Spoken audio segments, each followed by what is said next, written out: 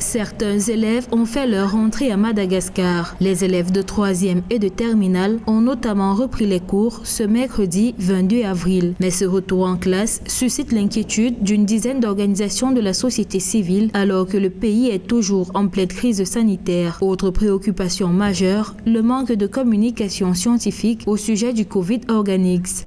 La façon d'obliger les enfants à consommer du Covid Organics est contradictoire à la disposition de la Constitution. Ce serait mieux si les spécialistes des affaires médicales, les personnels de santé se prononcent davantage plutôt que les politiciens.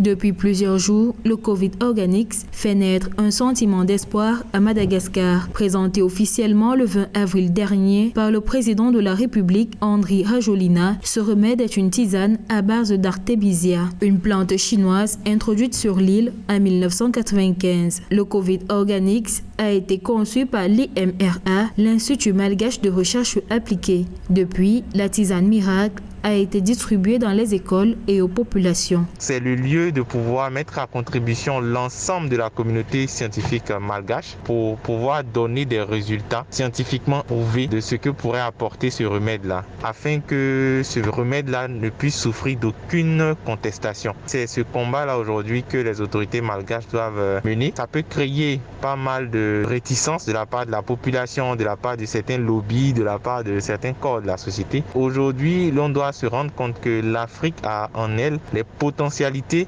qui peuvent nous permettre de sortir de cette crise. Récemment, l'Académie nationale de médecine de Madagascar a approuvé l'utilisation du Covid Organics alors qu'elle y était formellement opposée au départ. Mais les vertus de la tisane sont toujours remises en cause, notamment par l'OMS qui déplore un manque de preuves scientifiques.